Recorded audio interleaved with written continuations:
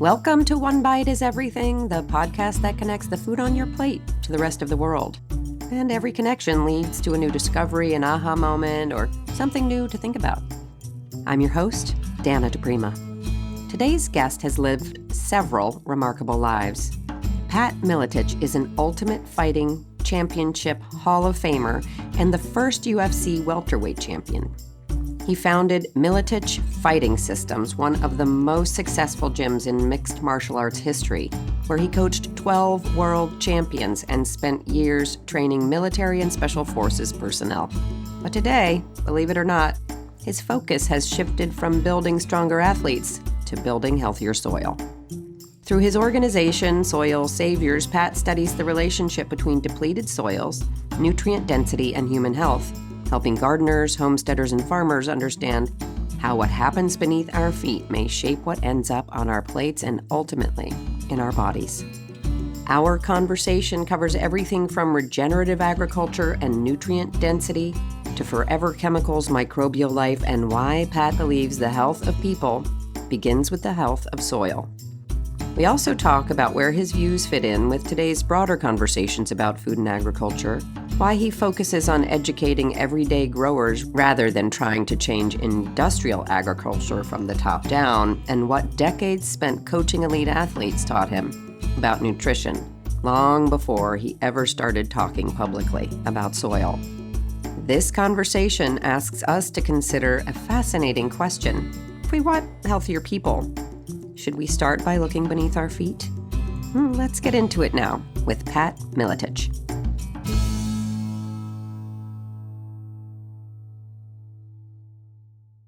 I spent my whole childhood, for the most part, with illnesses, respiratory illnesses, and a lot of related problems. And so for me, I wanted to excel at athletics, and my desire to be good at athletics was what, I stayed with it, even though I really had trouble breathing. So every wrestling match was very difficult, going for conditioning runs and doing strength and conditioning. It was just very difficult for me. And I kind of had to do 2 to 3 times more than everybody else just to try and keep up. And I left college early, take care of my mother who had heart problems. So I started training in martial arts, and I thought, well, I got really good at kickboxing, and I decided I was going to turn pro. But I thought, well, if I can't breathe, I'm probably going to get hurt. So I needed to figure this out. So I started doing a lot of research, a lot of conversations with homeopathic doctors, and I read a lot of old books. And I've always collected books from the 1800s, early 1900s, and really started doing a lot of research and finally put together a protocol basically that I thought was going to solve my respiratory issues. And about 10 days later, suddenly I could breathe perfectly and I could run as fast as I wanted, as long as I wanted. And that led, of course, to winning a US title in kickboxing and then eventually a world title in the UFC. And that opened up the door for many things. But my family came from agriculture in southern Iowa. And a lot of the elders on one side of my family really suffered during the Green Revolution, the 1970s. A lot of Parkinson's, a lot of cancer, and that whole area of southern Iowa really got hit hard during that time. So it really stuck with me. So it didn't take long through my research in human beings and soil to come to the middle and understand that the environment has been very detrimental to not only ability to perform in athletics, but just to have a vital, healthy, happy life. And you were in your 20s when you were doing this research? I started at about the age of 20, yes. Yeah, so it's been about 40 years.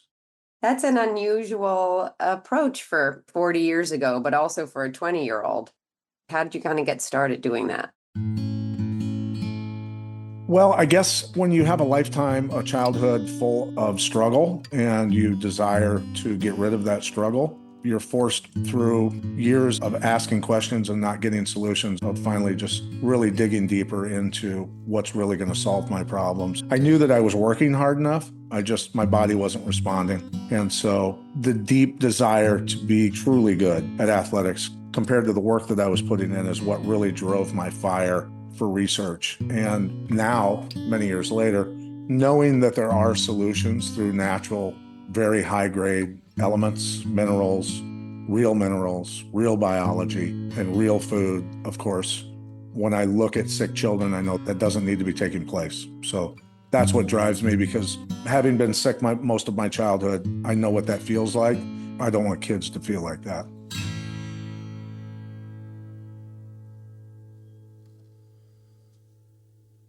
It's easy to think of human health and environmental health as two separate conversations. One belongs in hospitals and doctors' offices, and the other belongs on farms and in forests. But what if they're really the same conversation viewed from different perspectives? Every cell in our body is built from nutrients that began their journey in the soil. Every breath we take depends on healthy ecosystems producing the oxygen we rarely stop to think about. The quality of the water we drink, the food we eat, and even many of the microorganisms that support life are all connected through natural systems that have existed for millions of years. The more we learn about the world around us, the more those invisible connections begin to reveal themselves. Perhaps that's the deeper invitation of conversations like this, not simply to think differently about farming or nutrition, but to recognize that our own health has never been separate from the health of the world that sustains us. When we care for the systems that support life, we're not just protecting nature, we're ultimately investing in ourselves.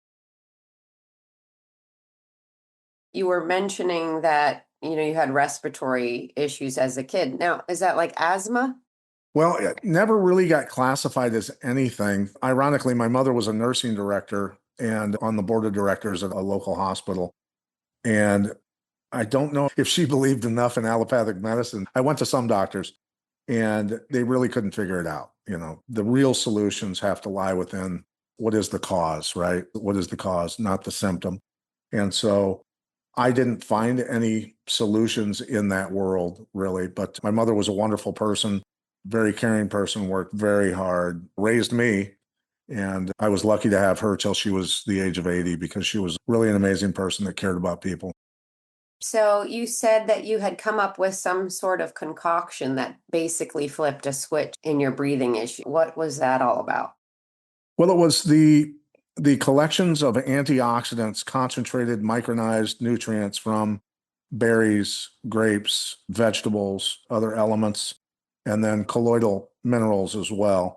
And so the detoxification, the removal of the synthetics and heavy metals out of my body, when your cells absorb real nutrients, your cells more readily give up the toxins. And so when those toxins leave your body, of course, a lot of times the inflammation goes away. So the inflammation that I was dealing with my whole childhood just basically vanished in 10 days through a detox program. Before it was called a detox program, I guess, back in those days. And so your cells, when you give it real, true high grade nutrients, the real stuff, the colloidals and these antioxidants and many other from nature, of course, once they recognize that, they absorb it very quickly and they will, like I say, more readily give it up. The toxins, the heavy metals, the inorganic metals, and the synthetics, and you end up operating at a much higher level, is what I found in my experience. And then through my observations and tests with other athletes over the past 40 years, it's just a totally different experience for them. The recovery, the endurance, the mental clarity, the overall operating system itself as a human organism gets very high speed and very high grade. We rarely stop to think about where health actually begins. We celebrate doctors for restoring it, chefs for preparing it, and athletes for embodying it. But very little attention is given to the place where it quietly takes root. Before there is nourishment, there is soil. Before there is strength, there is biology. Before there is vitality, there are billions of living organisms working together beneath our feet, transforming minerals, cycling nutrients, holding water, and creating the conditions for life to flourish. It's easy to overlook because it's invisible to us, but every meal we eat carries the story of everything that happened before it. The health of a plant reflects the health of the soil it grew in, just as our own health reflects the quality of the food that ultimately nourishes us. Perhaps that's why conversations like this matter. They invite us to shift our perspective from asking how we can become healthier to asking what creates health in the first place. Because when we begin at the source, we start to see that our well-being has always been connected to something much larger than ourselves.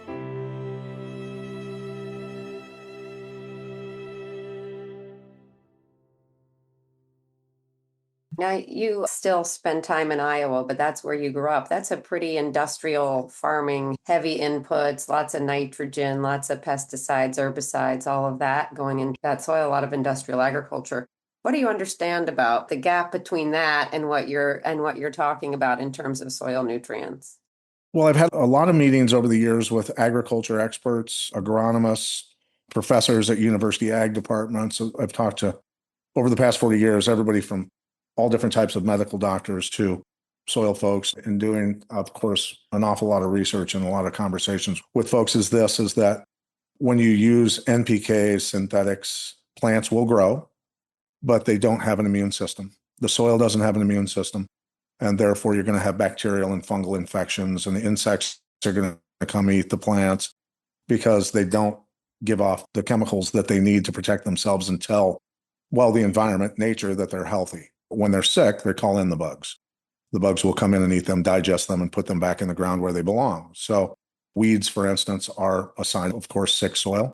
Herbs pull most of the elements that they contain out of the atmosphere so that when they die and decompose, they're putting those nutrients that are missing back in the soil. That's why weeds grow. And so when we look at soil and test soil, the voids of nutrients, a human needs 64 plus minerals alone, 2/3 of our nutrient intake. The minerals that are missing from the soil, you can track the zeros and ones on a test to the types of weeds that are growing, test those weeds, of course, for what elements they contain, and you can fill in the gaps of the missing elements in the soil. So that's nature's way of fixing itself. And so NPK fertilizers, pesticides, of course, destroy the microorganisms, the fungi, the bacteria, and the organisms that are essential for converting, say, rock dust from below the soil into organic minerals, right? So you have inorganic metals that come off the rocks, and only through those microorganisms can those be converted into organic or colloid minerals that create life on Earth. So once you understand these from the top and the bottom down with soil and how it has to be fixed, you can formulate pretty easily how to put together the collections of real minerals and biology, diversity of biology, to install nature back in nature and bring soil back. And even with very severely toxified soil, doesn't matter if it's pesticide residues, petroleums, forever chemicals, radiation contamination, high acidity, all of those things can be remediated down in just a few months generally. And we've got data that shows that. So we can solve the problems as human beings. We can solve the problems. We can grow very nutrient dense, chemical free food, and we don't need pesticides, is basically what is the thing that resonates the most. And how's Iowa doing in that regard? I'm just curious because I know, like you mentioned, the Green Revolution, and I mean, it doesn't even have to be Iowa so much, but I do hear Sure. a lot that, even when there are solutions, that there's a resistance to change. I mean, we are human beings set in our ways in some regard, right? This is how we've been doing it, the Green And Revolution, and we put these things in, and it's how my grandfather did it, and all of that. And then there are these sort of newer conversations about reverting farming to whatever you call it, a regenerative model, or back to the way we farmed before we started adding all of these things. I'm just wondering what you're seeing on the ground if you're connected with that kind of conversation. well, I think the vast majority of farmers would like to go back to, at least a lot of the ones that I talk to would like to go back to growing real food, actually. And when I was a little kid, the family farm was not that much corn, a lot of cattle, a lot of chicken, a lot of hogs, orchards, very, very large gardens, all of these things that were going on back then, really all around the country. Through the mechanized chemical agriculture processes, a system has been built between banking, chemical companies, and insurance companies where farmers have a very difficult time getting out of that situation because they can't get insurance if they don't follow the SOPs of the chemical company, and they can't get loans for inputs for seeds and the chemicals that they farm with unless they follow those SOPs. So the farmers have found themselves through this process in a very difficult situation. And we're only at about 1% in the state of Iowa that farms organically. So I realized at a certain point that I had to direct my energy to the people. that all of my conversations with the professors at ag departments and farmers that were stuck in these systems was not going to really move the needle. That I had to create something with Will Spencer and Nick Spahn that in a box you can literally put in your soil and on your garden plants through a foliar spray, components of very high grade diversity of nutrients and biology to break down all toxins and to put all of the essential elements needed into the soil and into the plants so that the fruit and the vegetables contain the highest grade substances possible so that we were creating real food. And so that's really the strategy for Soil Saviors, is just to stick to the people, because without the people and the people getting healthy and experiencing these changes in their own lives, nothing changes. So that's really the goal for us, is education for the most part, and giving people the tools to do it.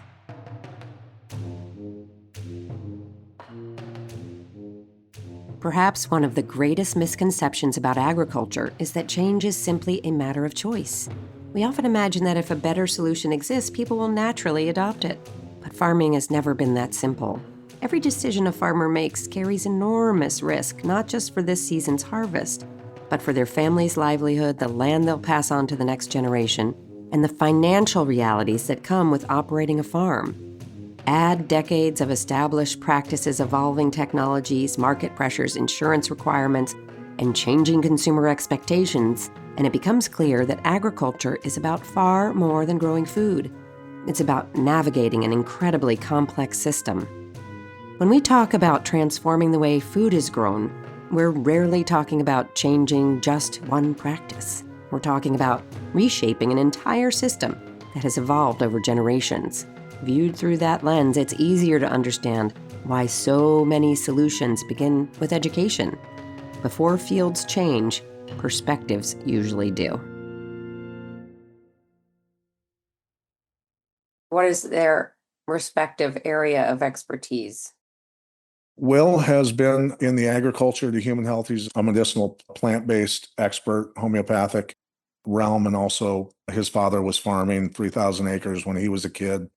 He went through the same respiratory illnesses as a kid that I did from the agriculture chemicals. And so he changed and went straight into organic farming as soon as he got his own place, and has been doing that ever since, and formulating and sourcing different substances from around the world of the most nutrient-rich sources that we can find for minerals and different elements, and the biology. The biology is, of course, very important. You can put down the minerals, and without the biology, the minerals are not going to activate and convert. And without the minerals, the biology has nothing to convert. So it's essential that we understand the geology and the biology and the organic chemistry that takes place for what we call the divine blueprint. That's how life happens. So, yeah. And then Nick is a former professional athlete, wrestled at Purdue University, also has an agriculture degree, is also a mindset expert. And so he experienced some illnesses and some solutions naturally as well. And so together, along with some very interesting, very intelligent plant geneticists and a few other folks that are on our team, we've put together something that we feel is pretty potent. So what you're working on is enhancing soil in a way that puts natural nutrients back in the soil, and really as an antidote to what we've done to soil to deplete it so badly? Yeah, we mine the minerals out of the soil. I mean, in 1936 on the Senate floor was read document 264, I believe is the name of the document. And people can look that up, document 264, where experts were already telling the US Senate almost 100 years ago that our soil was so depleted of minerals and nutrients that we could not possibly eat enough food to actually live a healthy life and have proper genetic expression and immune function at that point almost 100 years ago. So therefore, when we look at what the human body needs, 90 plus essential nutrients that we cannot create ourselves, we have to install that back in the soil. Therefore, it gets installed back into our food and therefore back into us, and we can bring our vitality back. So being someone who sits back and observes these things happening, it's a pretty magical thing when toxic soil, for instance, in Western North Carolina, where nothing will grow. Everything has died from the hurricane blowing the radioactive mine tailings through that valley, to be able to go ahead and treat that soil and plant blueberry bushes and orchard trees in the soil that we're testing and have all of those flourish. And where the test areas where nothing is being treated, all the plants that were planted die. So it's, just a lot of tests on forever chemicals. And like I say, radiation contamination, high acidity, pesticide residues, all those things. So if we think about synthetic chemicals, they do come from natural sources originally, coal tar and petroleum, which when you take petroleum and you add diversity of biology to it, it gets broken down into bioavailable nutrients. So when they put down fresh asphalt on a road and you see the grass grow after a certain amount of time along that road in a much more healthy, vibrant way, that's biology breaking down the asphalt and turning it into bioavailable nutrients for the plants.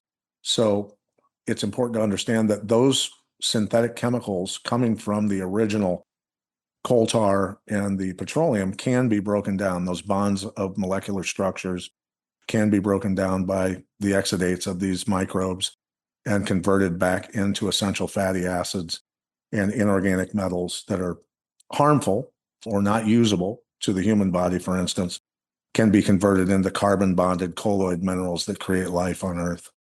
When you mentioned forever chemicals, the idea about those is that they are, pretty toxic from whatever it is, municipal sludge that was promised to farmers as a good form of fertilizer, Sure. on organic farms. And then they test and realize that they're contaminated. I know a lot Yeah. of farms that have, had to shut down. And what are you suggesting in terms of those forever chemicals? They're not really forever.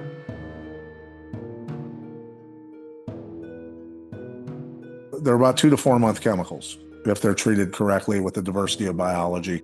When we're talking over 1,000 unique organisms of mycelium, of bacteria, and extremophiles from extreme environments. So if we look at just phosphorus-based fertilizers, there's arsenic, there's lead, there's cadmium, there's uranium, there's a lot of very toxic stuff in that. And we've diversified our toxification of the environment so severely that you need a diversity of biology to break those things down. So for instance, Mercury has microorganisms designed by nature to not only break it down and bond it with carbon, but also to sequester it into their bodies and store it until it might be needed and only released at that time. So microorganisms are the organisms, the community that can create the only utopian environment on Earth. And by decimating them with industrial agriculture practices, we've really put ourselves behind the 8 ball. But there are solutions. That's the beautiful thing.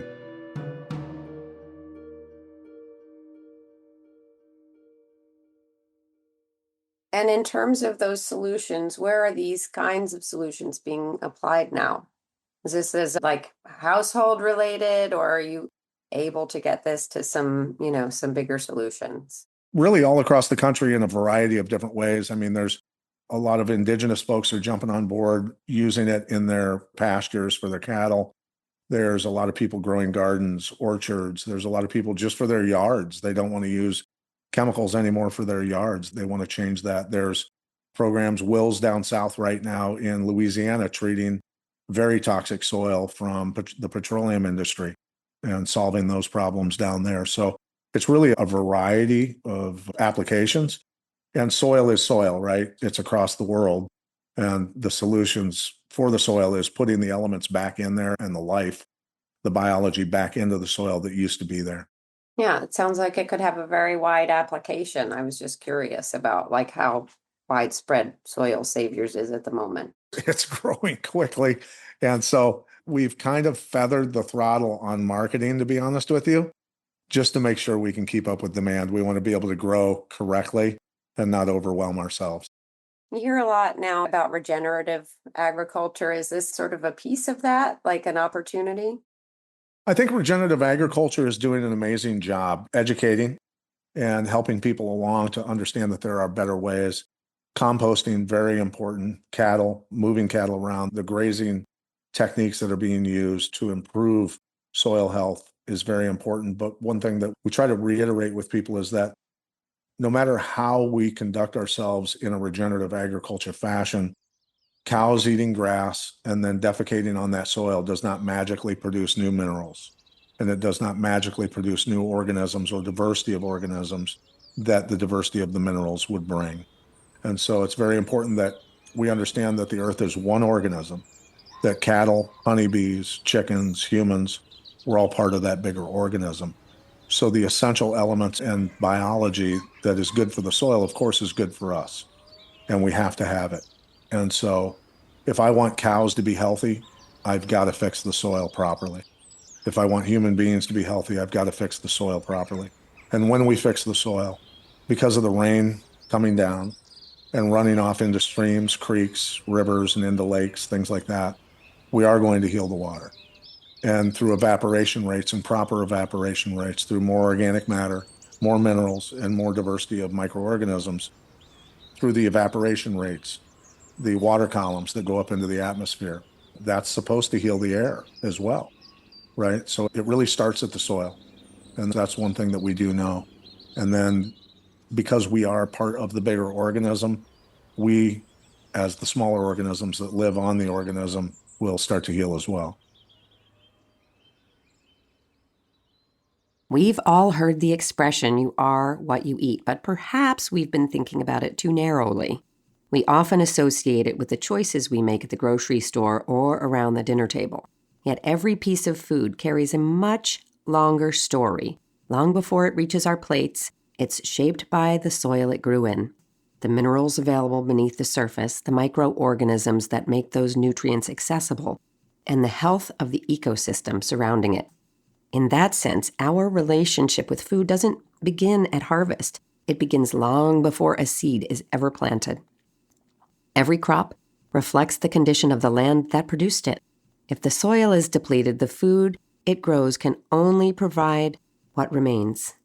But when the soil is healthy and biologically diverse, those benefits don't stop at the field. They become part of the food we eat and ultimately part of us. Perhaps you are what you eat has always been true.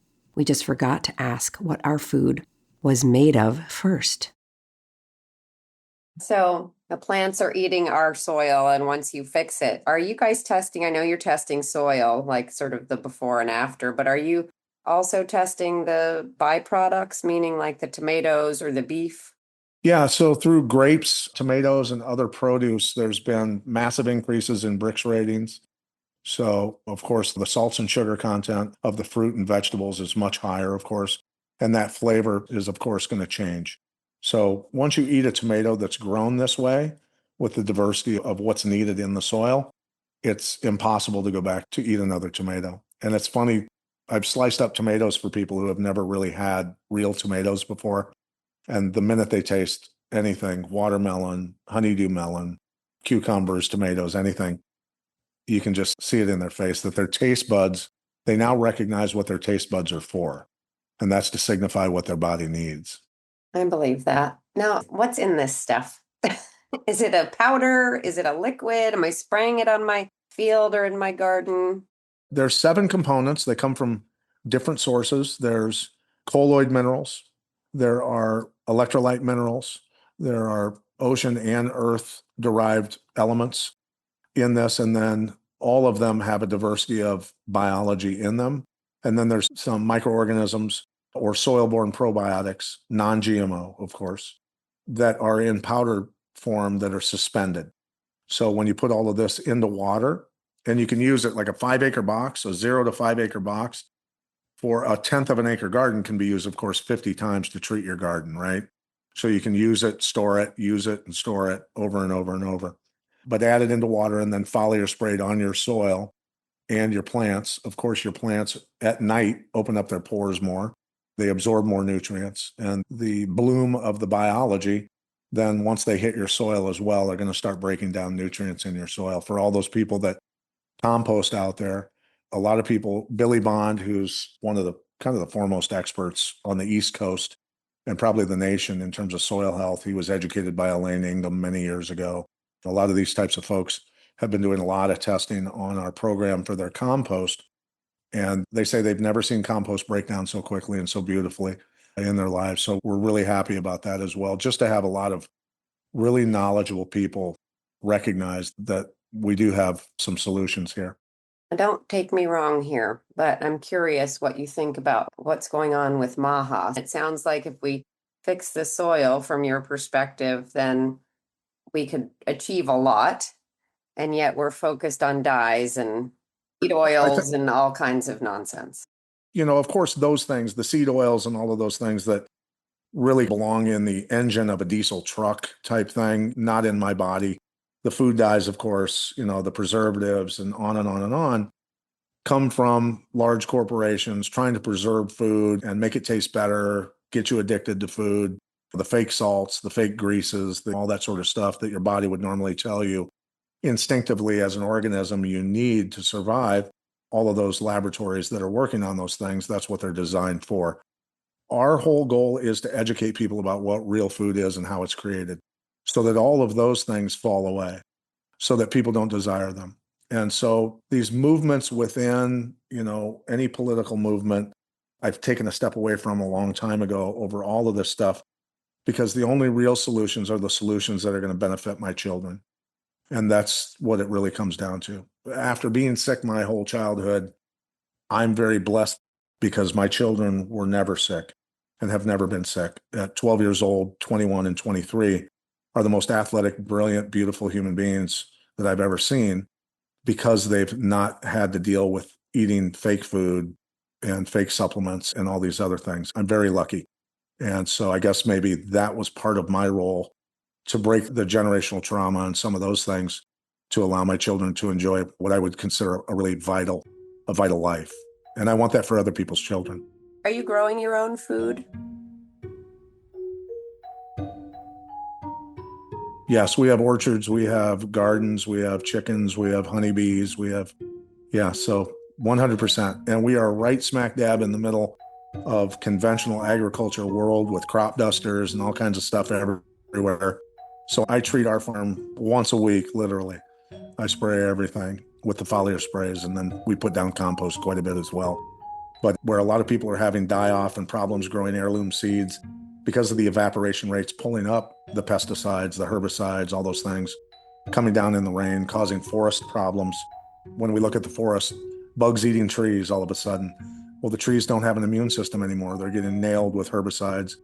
And then all of a sudden they're spraying pesticides, or insecticides, I should say, to kill the bugs and more damaging the immune system of the forest. It's just, to me, I feel like Jack Nicholson in One Flew Over the Cuckoo's Nest at times because of the lunacy that I'm observing. And it's unfortunate because people are caught in these systems and not thinking below the surface. But yeah, so yes, I treat the farm on a regular basis to make sure everything stays very healthy.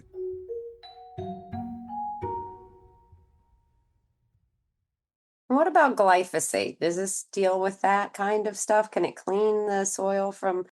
Sure, glyphosate comes from organic matter. So yes, it can all be broken down very quickly. Glyphosate's one of the easier ones actually to break down. And are you still treating your humans as well? I mean, you're treating the soil, but you are there in that environment where they're crop dusting near you. You had mentioned that original detox from before we ever even said detox. Well, for I guess maybe another conversation, but cell saviors is just all natural components in biology, natural non-GMO probiotics, and diversity of. So it's not a billion or 3 billion of one or two or three. It's a diversity of biology, because that community is what creates, again, the utopian environment in the soil. And that used to go into our bodies from our food, but doesn't anymore. So it's very important for us to reinstall proper biology in our bodies, as well as the nutrients, the electrolyte nutrients, the minerals, and as well the colloid minerals that are carbon bonded that actually truly make a difference. Do you think that you've taken the biology back to where it was before we screwed it all up? Or are you in a like 2.0 situation? Well, I think that at this point, we've done about as good as anybody's done with the collections that we have put together, with a huge diversity of naturally existing bacteria and mycelium and extremophiles to deal with the problems. And basically, when in nature, biology will only express itself or the types of biology needed will only express itself to the problems that are presented, right? And that's the beauty of nature. And once things are fixed and digested and things there's bacteriophiles, extremophiles called bacteriophiles that keep policing the populations of those. That's the amazing, exquisite design of nature, that it's unexplainable to us as humans, but magically when you install it, it does the work for you. Who else is in the game besides you guys? Well, there's Patrick King, called the Soil King, Billy Bond out of North Carolina. And Billy Bond and Patrick King are both very knowledgeable guys who have spent decades doing this, and a few others, but not a lot. And all of you have product, for example, that people can buy that is really meant to address the toxicity in soil? That's one of the goals, obviously, is to address the toxicity in soil and to educate people about the impacts of the environment on their own health, right? But everybody has a different approach slightly, but everybody's getting the job done one way or another. Thanks so much for being here and for listening to this episode of One Bite is Everything. There's one thing I appreciated about this conversation. It's that it invites us to think upstream. We spend so much time talking about food, nutrition, and health and rarely stop to consider where those conversations actually begin. Whether you're a gardener with a few raised beds, a farmer managing hundreds of acres, or simply someone trying to make better choices at the grocery store, it's worth asking how the health of our soil influences the health of everything that grows from it. If you'd like to learn more about Pat's work, you'll find helpful links in the show notes. If you enjoyed today's episode, I would be so grateful if you'd leave a rating or review wherever you listen to podcasts. It really does help more people like you discover these conversations. One Bite is Everything is in the top 3% of all podcasts globally. It's also on the top 100 list for both food and agricultural podcasts, and a proud part of Heritage Radio Network, home to the best voices in food. And all for a good reason, you. So keep listening, and don't forget to leave a review on Apple Podcasts or a 5-star rating wherever you listen. One Bite is Everything is a weekly show with interesting interviews like this one, conversations and insights. I'm your host, Dana DePrima. This episode and all interviews are co-produced by Sonia Dillon, with sound design and original music always by Russell Chappa. I look forward to being here with you again next week on One Bite is Everything. Until then, eat like it matters, because it does.